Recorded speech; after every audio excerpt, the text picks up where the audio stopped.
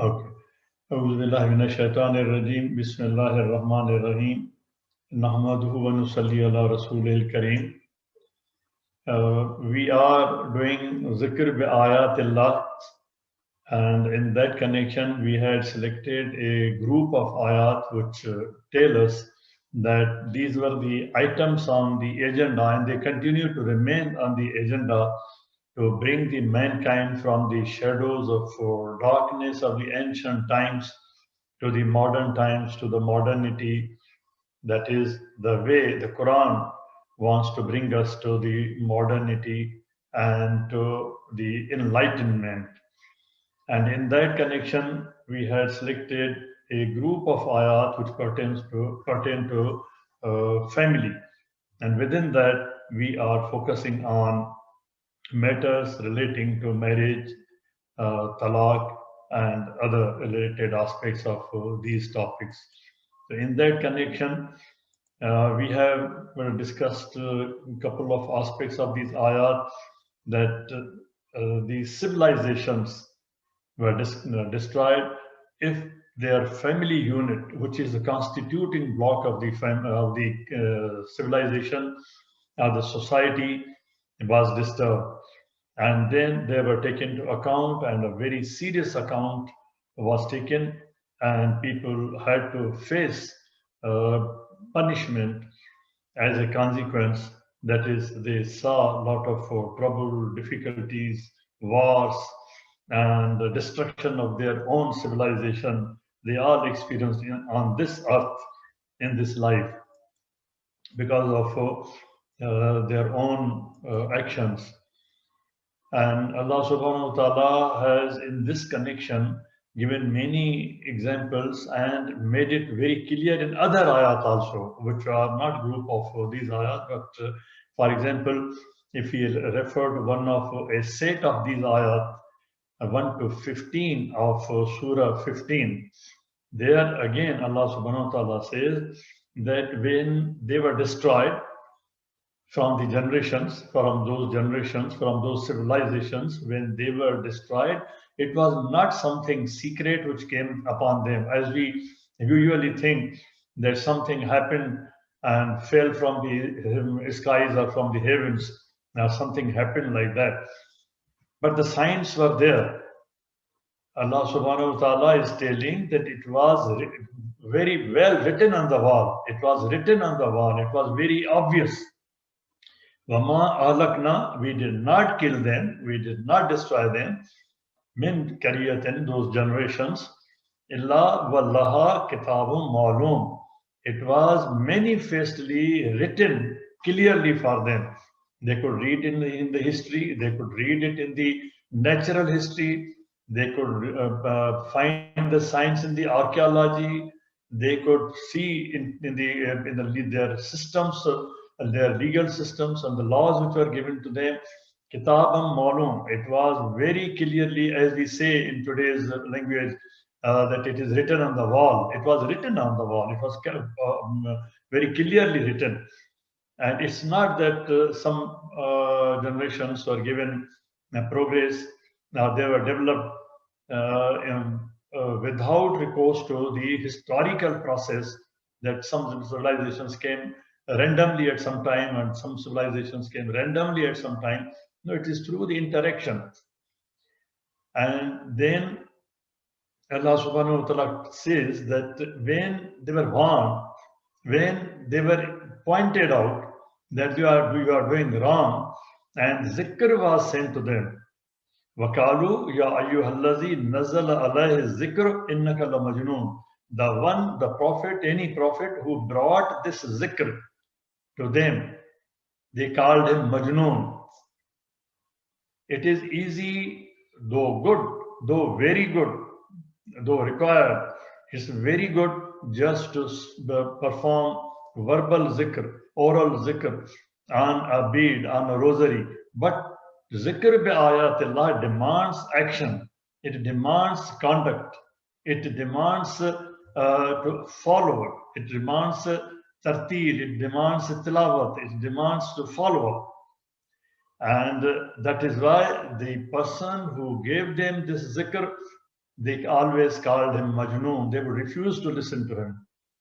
And Allah subhanahu wa ta'ala says that even if they don't listen to zikr ayatillah, Inna nahnu nazalna zikr, inna lahu lahafizun. Allah subhanahu wa ta'ala says that I have sent this zikr and I am the protector of this zikr which I have sent. These ayat are the of Quran, the revelation or the zikr from Allah subhanahu wa ta'ala for following up, for action, for good deeds, for deeds which have a much greater aspect than we consider. Now, at this point, I will not go into many or some of the details which are still left in while discussing those ayat. Today, I'll try to summarize the points which we have discussed so far, or still there are remaining some of them which need to be discussed. I'll simply try to summarize them, and then as the discussion took place last time, I'll try to answer or try to discuss those points which come up today during the course of conclusion. So far, what we have discussed is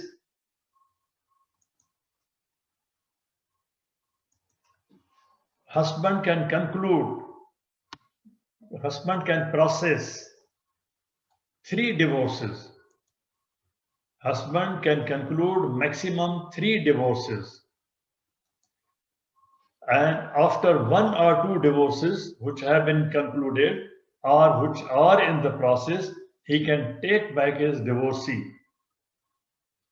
If 3 divorces have been concluded, have been processed and concluded, husband cannot take back his divorcee if they have been concluded. After conclusion of 3 divorces, husband cannot remarry with her divorcee till she marries with another person in natural course, not in a manipulated course, and is either divorced in natural course, not in manipulated course, or becomes widow in natural course, not in manipulated way. Iddat of a divorcee woman is 3 menstrual periods. Divorcee. Only after this period she can marry to anyone else. It's not just the conclusion of the talaq process, then there is iddat. No iddat is required if woman is divorced before consummation. Iddat of a widow is 4 lunar months and 10 days.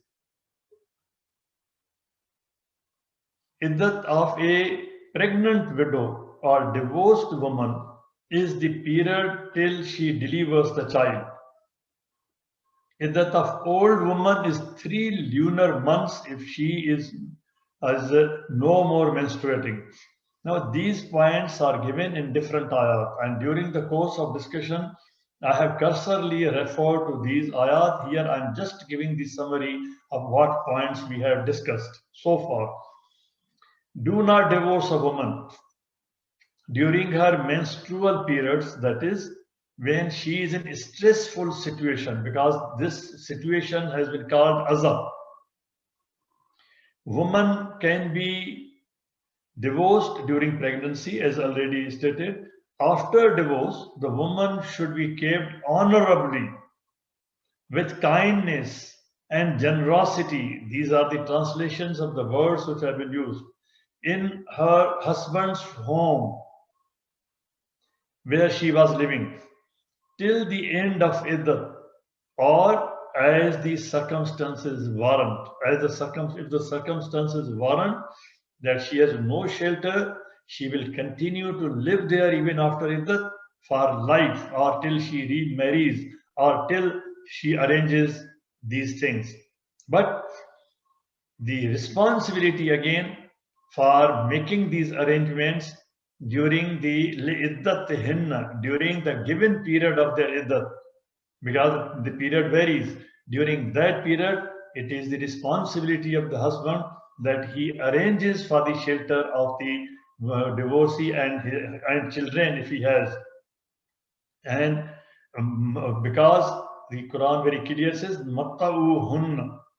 And then in the Sarahan Jamila, in the most beautiful, comfortable manner, you settle them and continue to provide them the economic means. These are the ayat which I had shown, and these might come up again.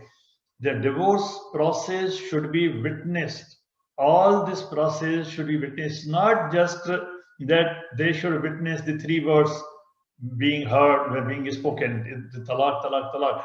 The whole process of talaq, whatever the arrangements have to be made, whatever is being done for in this respect, all along that has to be witnessed. Kindly read those ayat which I had discussed and I showed to you. Again, during iddat, husband is fully responsible for all maintenance and comfort of his divorcee. Sarahan Jamila. After iddat, for longer duration, Matta'uhunna, after talaq, maintenance can be fixed by the court for life. It is being done in some Muslim countries in the Middle East. It is in the law. It is in the jurisprudence.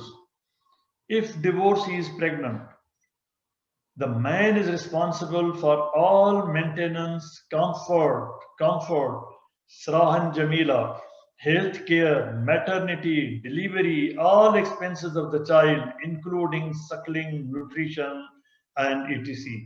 This is the civilized model of a civilized family for a civilized society to form a civilization, Ummatan Wusta, a moderate civil society. It is not just an ordinary society, it's a model. And there is no concept of halala. I had spoken about this. Now, what is the Muslim jurisprudence in this respect in the Muslim countries? It has developed, it is further developing. Every day, the improvements are further coming up. I'll only talk some points about it. Last time, a very good discussion took place on this ayat and another related ayat, and particularly on the word nushuz hun and nushuz ha. Nushuz hun, the nushuz of the women, and the nushuz ha, the nushuz of the man. And I had at that time submitted, and right in the beginning, I had given a set of ayat that these have to be seen together. And when we were discussing this ayat, I had said that nushuz for women in the context of women and nushuz in the context of husband, man. These ayats should be read together. The nushuz, which has been mentioned with reference to the husband, it has been mentioned in synonymity, particularly pointing out, connecting with 2 words, bal, that is old age. Maybe this nushuz is because of the old age, or it is because of errors that somebody is ignoring because of various factors. And there, in that case, the process which has been suggested, recommended, is reconciliation, understanding, adjustment, trying to solve the issues, the problems coming together. And in connection with the women, where this nushuz has been used, word has been used, at that time I had said that while reading this ayat along with that ayat, because the reflection of interpretation of the word will be on this ayat also, and the interpretation of nushuz here will also be on that ayat. Here, in contradistinction, nushuz has been used in contradistinction, in contrast with the character, the personality of women. For salihat, qanitat, hafizat, they are pious, they are piety. These ingredients of integrity. If it is contrary, nushuz is if any conduct which is contrary to being salihat, qanitat, hafizat, in that case, a lengthy process has been suggested, that has been recommended, has been prescribed rather, which the husband has to follow. The discussion which took place, I will again refer to my submissions in this regard, that we have to take into consideration the whole context of the tartil of those all related ayat and also the context of Quran. But within this ayat, to begin with, it says, Wallati takhafuna nushuzahunna. Takhafuna. If you have apprehension, it is not that the nushuz has been observed, witnessed, proved. This is apprehension. If there is an apprehension that there is nushuz on the part of the woman, then in that case, don't be in a haste to divorce her or take any action. Try to understand. And then different steps have been suggested, that advise them, counsel them, apply some psychological methods. And while you are together in the same house, if they don't work, then increase the pressure.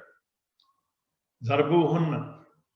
If these don't work, if you feel that the apprehensions remain there, then you can take further steps that will involve the family.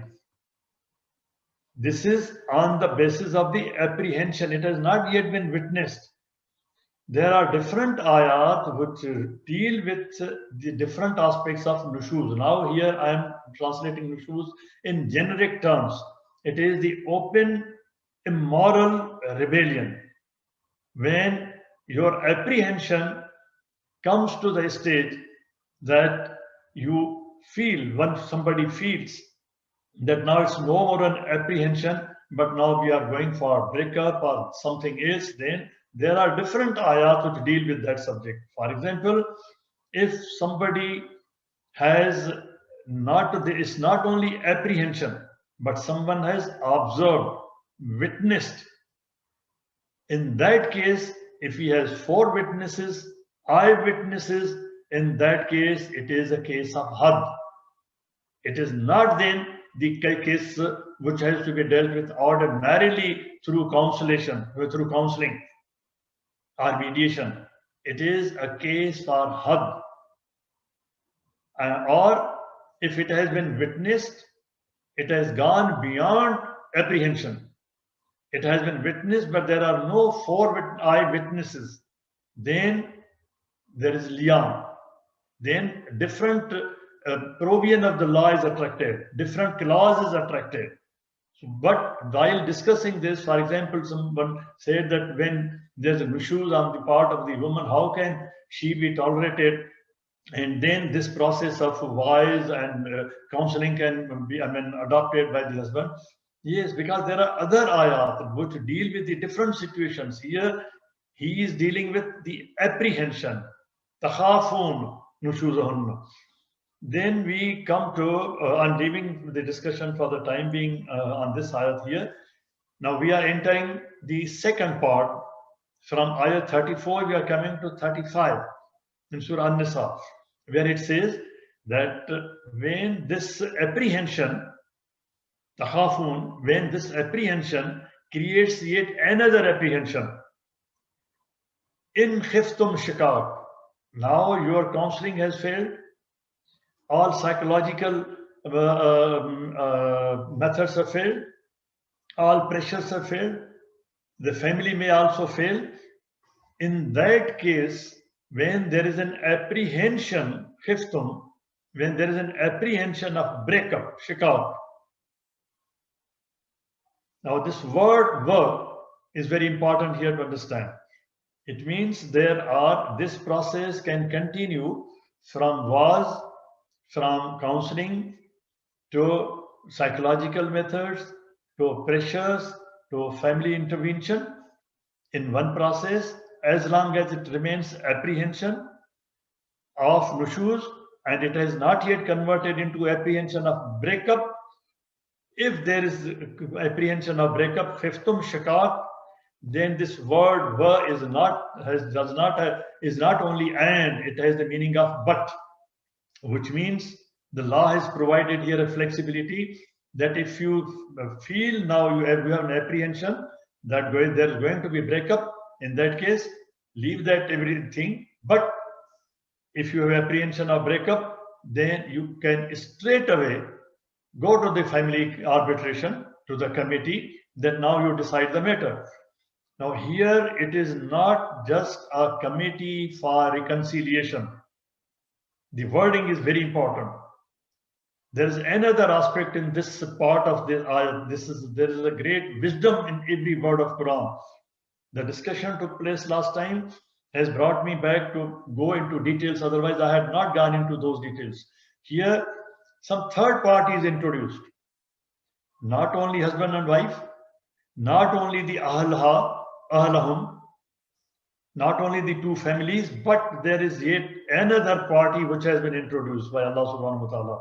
It says, bainahuma, between these two, fabasu ahlahi. It means there is third person, third institution, third office, third person who has to bring in these. And what is that? That is the court, that is the judge, that is the qazi. That when it reaches the point of breakup, at that point between them, then who will involve these? And this is the system which is in the civilized society. When you go to the court orders that have you gone for counseling? Have you gone for mediation? Have you gone for any other related issue which is called alternate dispute resolution mechanism?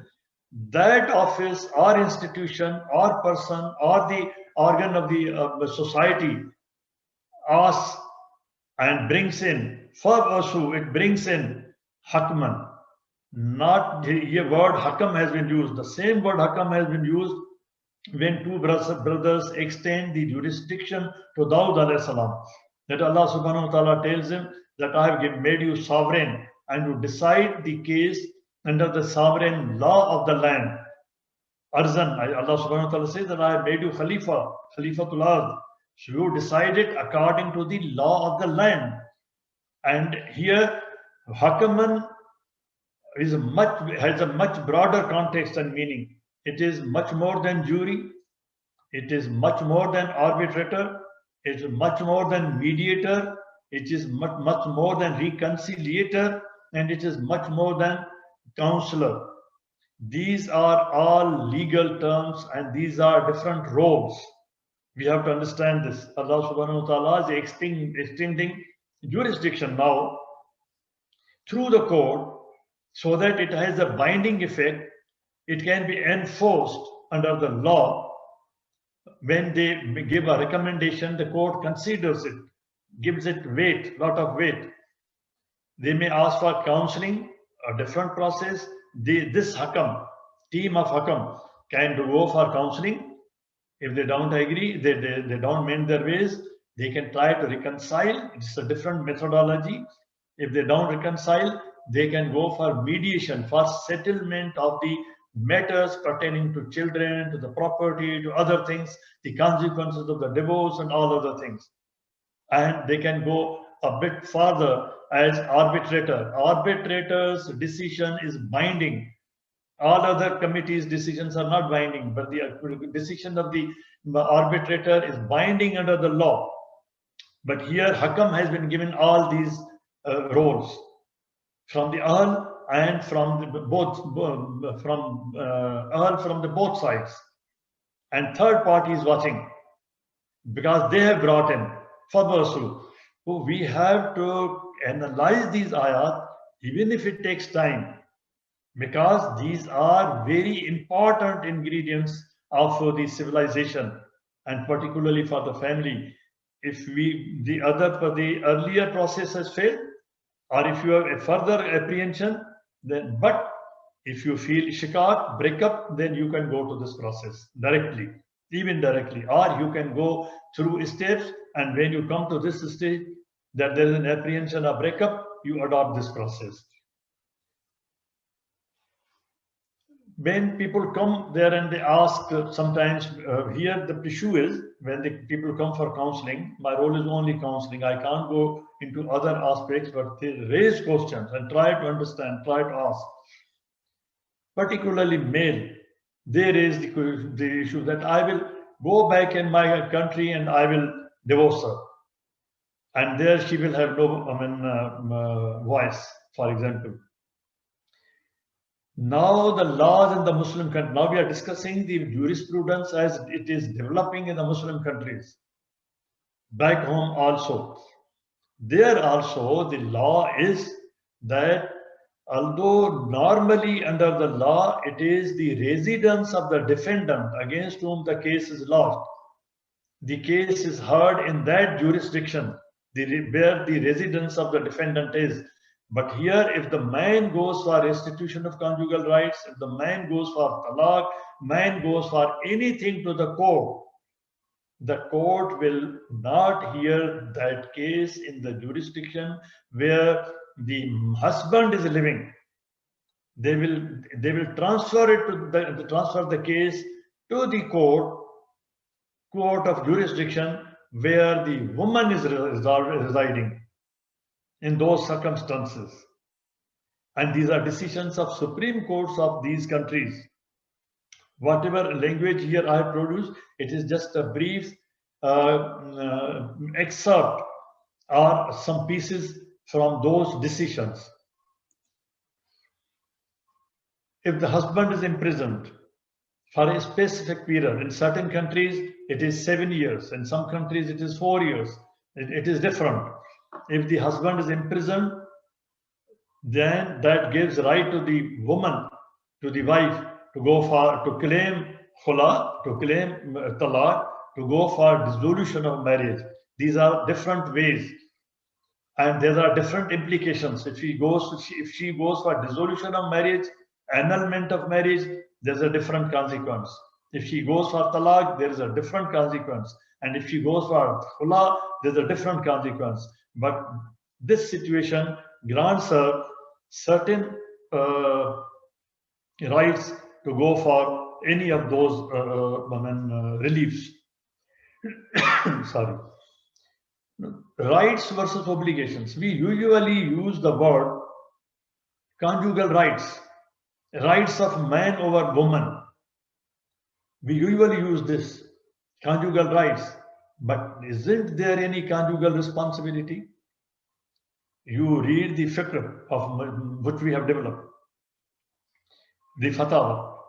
They prescribe as if man has the conjugal right. I'm using the word conjugal right. It has many other connotations. You can well understand it. I'm not using that terminology. That man has the conjugal right, but woman doesn't have. All the time she should be ready, whether he gives attention or not. But she doesn't have any right. And man does not have any responsibility towards the conjugal rights of the woman. There cannot be a right. You kindly look into any law dictionary. There cannot be any right without corresponding responsibility. So when we say there is a conjugal right, there is a conjugal responsibility. If man has more conjugal rights, he has more conjugal responsibilities. But there is no question of more or less. They have equal conjugal rights and they have equal conjugal responsibilities. Failure to perform marital obligations, marital responsibilities, conjugal responsibility is one of them, just one of them. If he fails in the conjugal responsibilities, the woman has the right to go to the court. And if she claims that 3 years, the conjugal responsibility has not been fulfilled, then the court, there is a law, there is a jurisprudence, there are court decisions that she should be given, she gets the relief. It's now a very important aspect, and in this, if she goes on this point to the court does not ask many questions because such a sensitive subject. You will not believe In the masjid here, during counseling, the couple, both of them admitted that since last 25 years, they were grandfather and grandparents, they were grandparents. They said during last 25 years, we have not touched each other. There are cases, not just one case. Insanity of husband. This is also one of the reasons. And not for a longer period, 2 years, if he claims. Here the medical certificate will be demanded. Medical report will be demanded. But this is one of the grounds. Then a talaq pronounced by insane person or minor or by a person during intoxication is not valid. Whereas in the classical jurisprudence, people have been relying on this such sort of verdicts. But I'm telling that in the Muslim world now, the law is in most of the Muslim countries, besides these fatwa, I'm talking about the courts, the legal systems, that this is not acceptable. It's not valid. Then repudiation of marriage by wife. She can repudiate it. She can go for annulment. She can go for khula. She can go for dissolution of marriage. There are different options available in the laws of the Muslim countries. What are these? If he claims that he is cruel, this does not need corroboration. This does not need detailed proof that whether she was injured or she was bruised or what happened. They hear such cases without going into depth. They believe the woman that the society in which we are living today, she is considered to be a victim. She is recognized as a victim of most of the time she is recognized as the victim of domestic violence. Cruelty, assault, misconduct, the man, the husband associating with women of ill repute, if this is the allegation, immoral life, disposes of the property of the woman. He is depending on the income of the woman. He is devouring her property and obstructs her religion. There are cases, they tell that he doesn't allow me to offer nawafil. He doesn't offer me to read Quran for say more than 5 minutes, 10 minutes. These are cases. And then he has more than one wife. I'll tell you, there are nowadays there are judgments of Supreme Courts in different countries where they have recognized that if somebody has more than one wife, it is cruelty. And this, when once it is treated cruelty, the woman can demand divorce on this basis that he has two wives, he has another wife, and he is not maintaining adl, and I want divorce, and that can be given. Either party is entitled to inherit. Husband and wife, they inherit from each other. But after iddat, there's no inheritance. After the talaq becomes irrevocable, there's no inheritance. But there is one more aspect, which is being manipulated. When the husband nears death, I've seen those cases. I've handled those cases.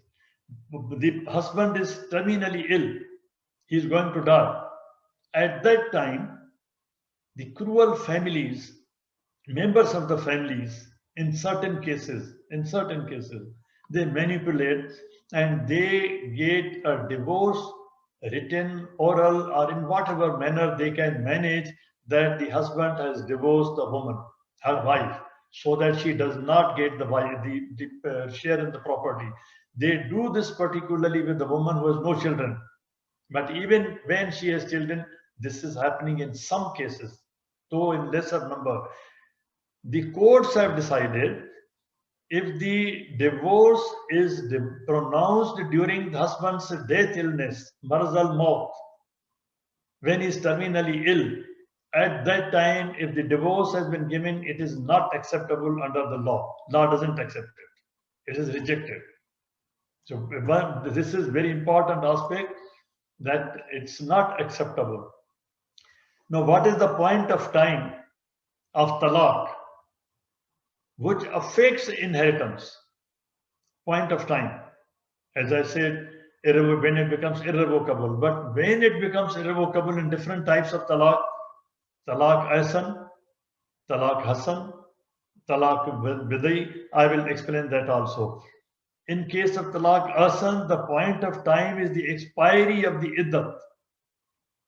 After iddat, in talaq ahsan, the inheritance right finishes. But during iddat, if the person dies, the right remains for an inheritance.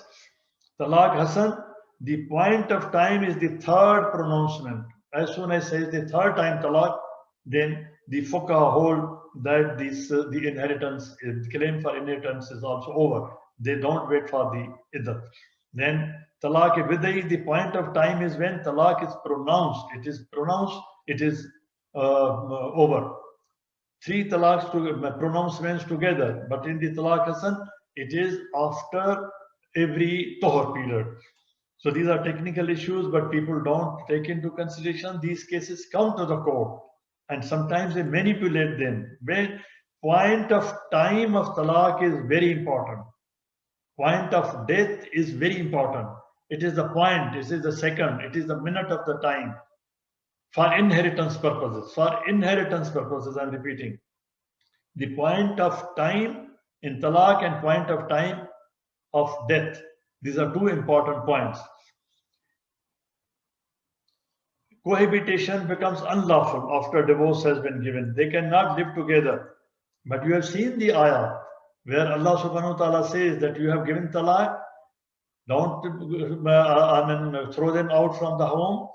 They will live there.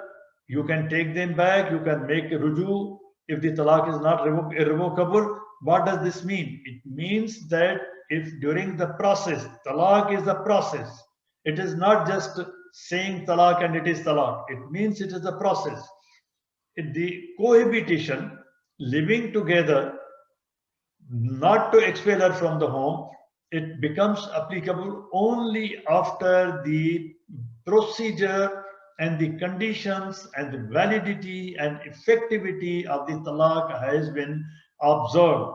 It is after that the cohabitation becomes illegal under Islam.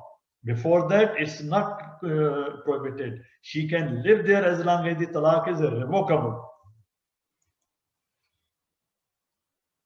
And Muslim law does not recognize adoption as a mode of legitimation.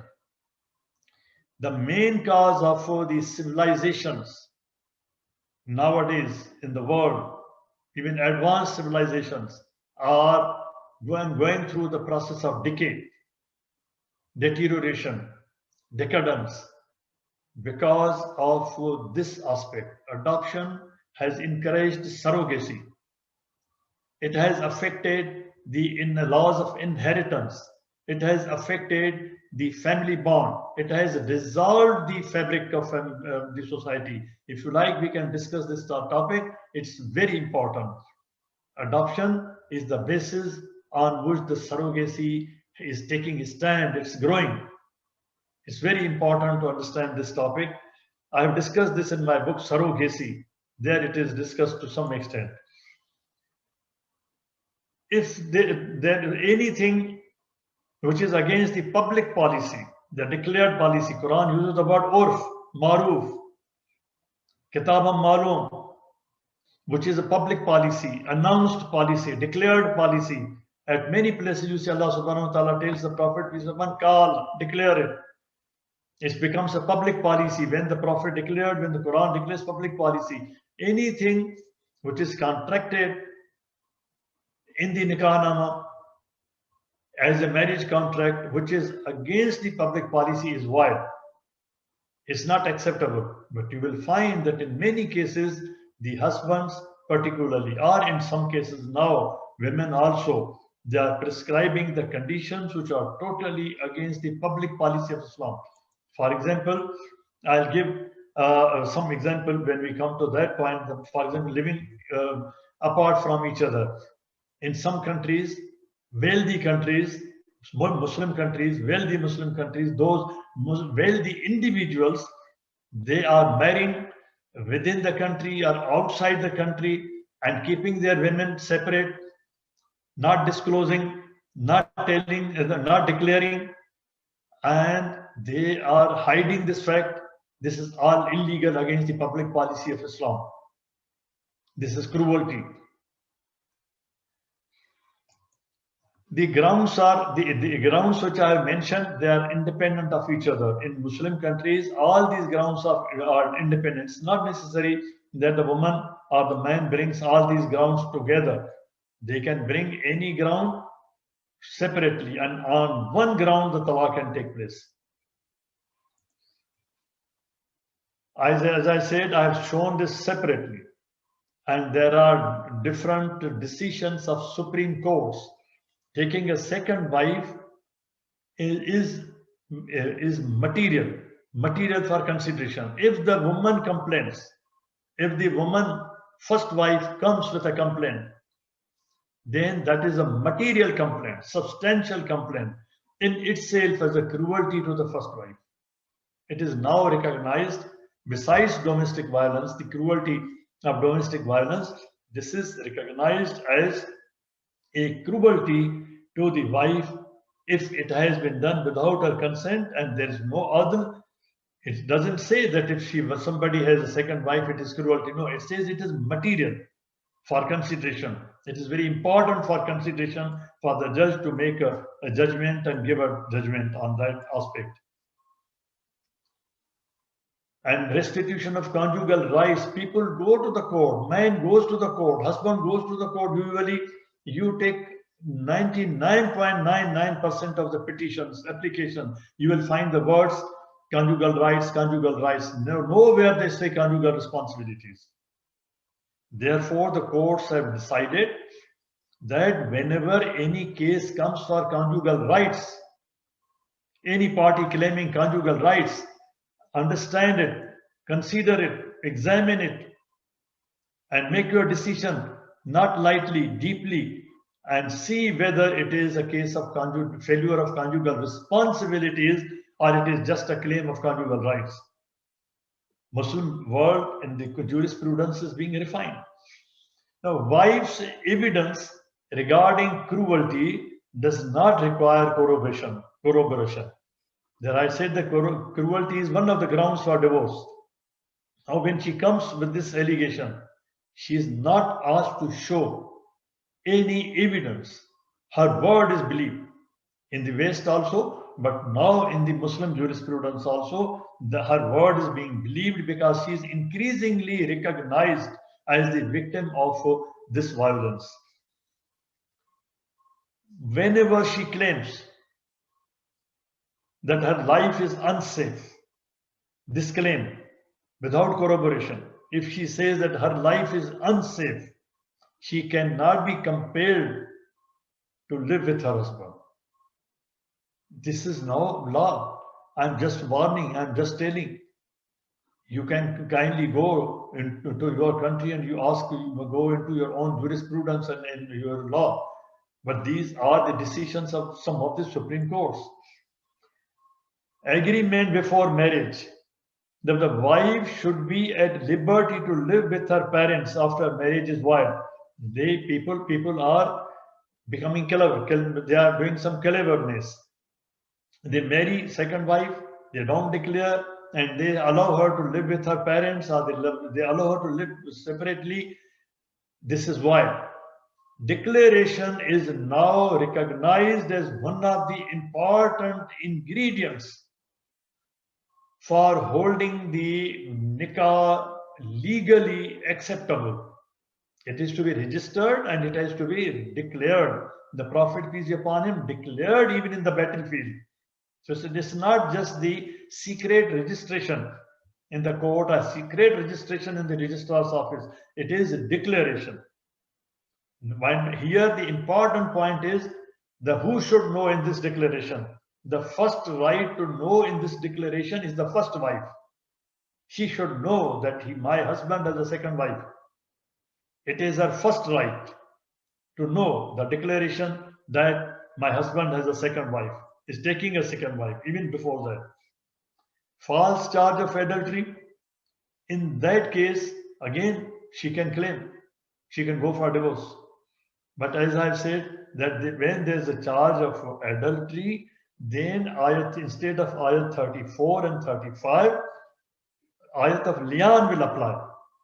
A different ayat will apply. If there is evidence for eyewitnesses, then ayat of had will apply.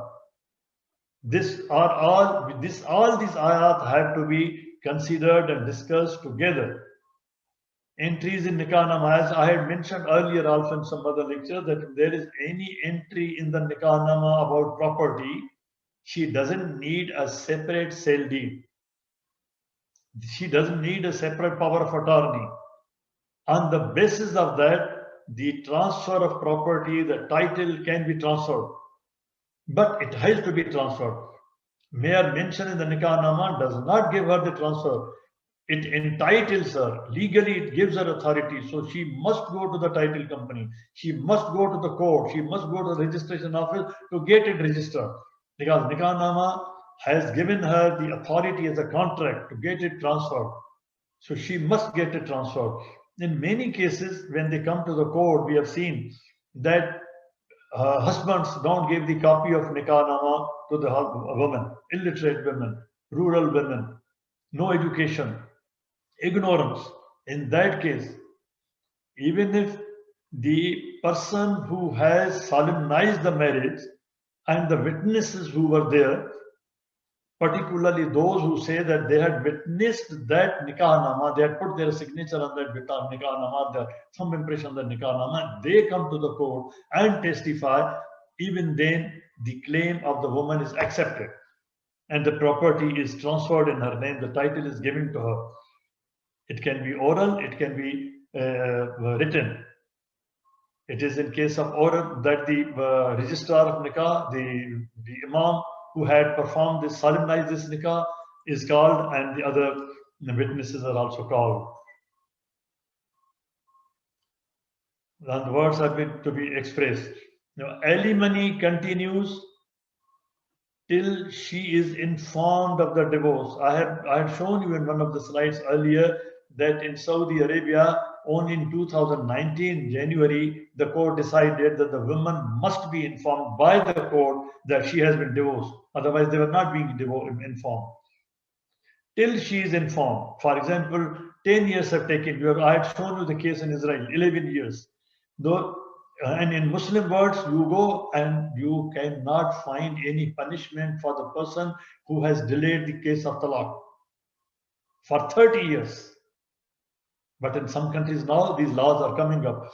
Now, till then, if she says that her divorce has been announced, say after 10 years, the husband is bound to provide the alimony, the maintenance, everything for all this period. So whenever somebody comes and tells me that he is litigating, I tell him, don't delay it, don't prolong it. There's a punishment not only before God, but there's a punishment here also and there. If she goes to the court now, she can get the maintenance for the entire period, not only if the husband does not put the signature on the Nikah Nama or on a Talaq Nama or any other document, but he has put the thumb impression or there are witnesses, it's all acceptable.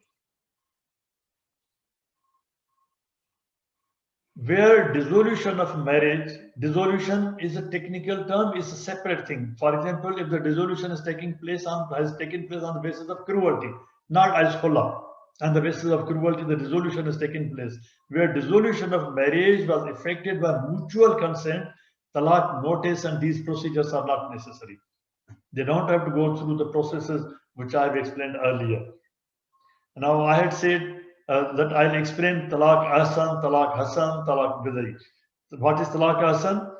It is a single pronouncement of divorce made during one tuhur, one clean period, followed by abstinence from performance of conjugal rights, conjugal responsibilities for the period of iddah.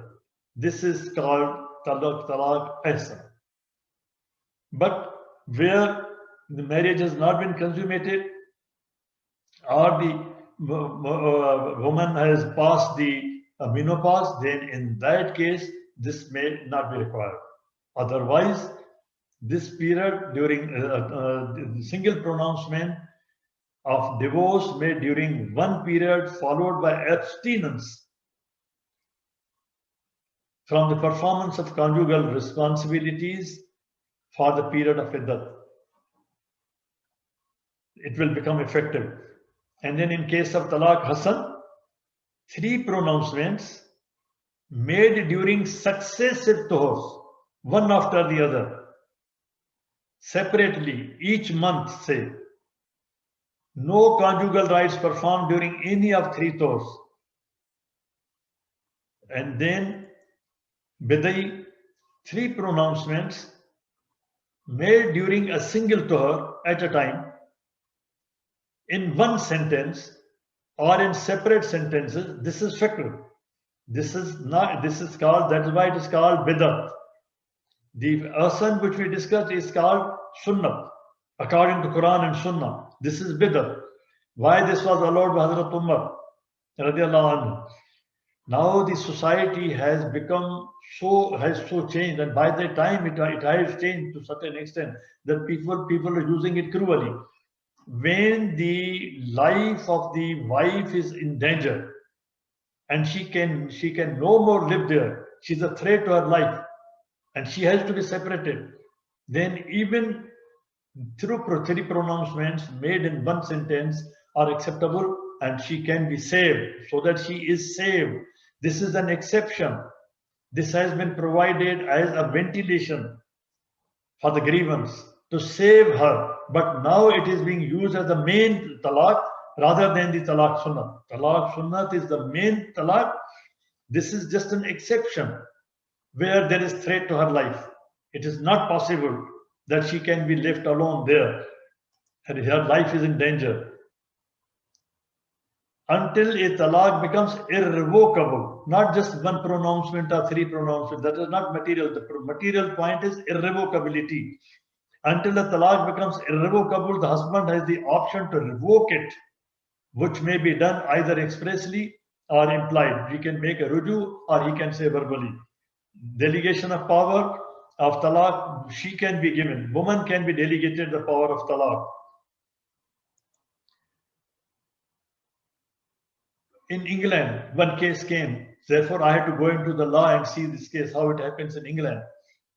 Civil marriage solemnized at Registrar's Office in London between a Muslim domiciled outside England, as we people tell here that I have solemnized my marriage in, say, in Pakistan, in Egypt, or in India, and woman domiciled in England.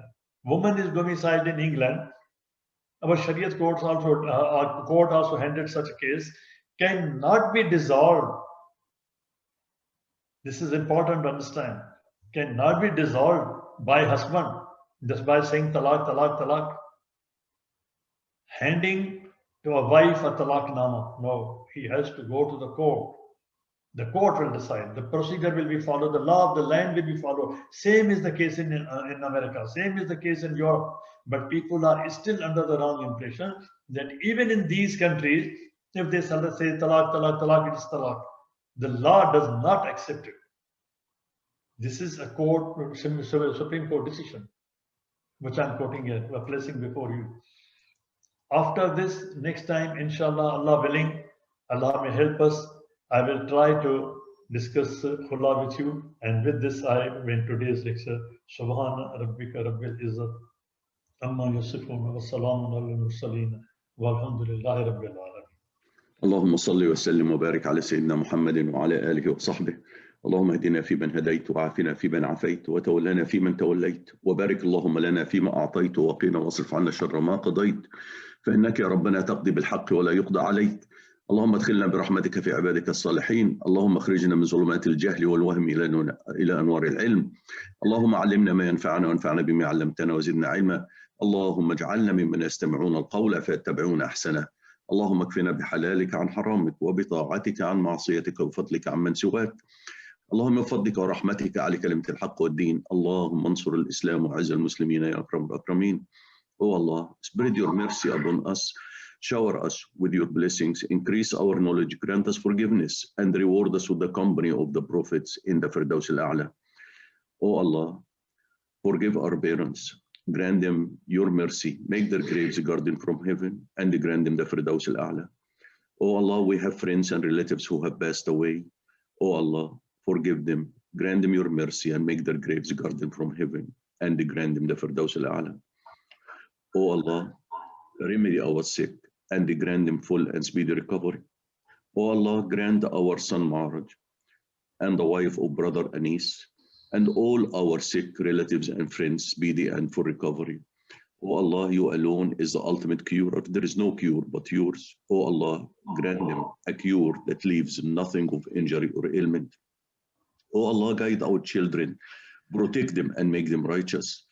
Oh Allah, we ask you every name you have elected for yourself, that none of us leave this gathering, but his pains have been relieved, his worries have been removed, his debts have been paid, his weaknesses have been concealed, his sins have been forgiven, and his needs have been fulfilled. Subhanallah wa bihamdih, adada khalqih wa rida nafsih wa zinat arshih wa midada kalimatih. Subhanallah wa bihamdih, adada khalqih wa rida nafsih wa zinat arshih wa midada kalimatih. سبحان الله وبحمده عدد خلقه ورضا نفسه وزنة عرشه ومداد كلماته والعصر إن الإنسان لفي خسر إلا الذين آمنوا وعملوا الصالحات وتواصوا بالحق وتواصوا بالصبر وآخر دعوانا أن الحمد لله رب العالمين والصلاة والسلام على خير المرسلين. اللهم صل وسلم وبارك على سيدنا محمد وعلى آله وصحبه والسلام عليكم ورحمة الله وبركاته.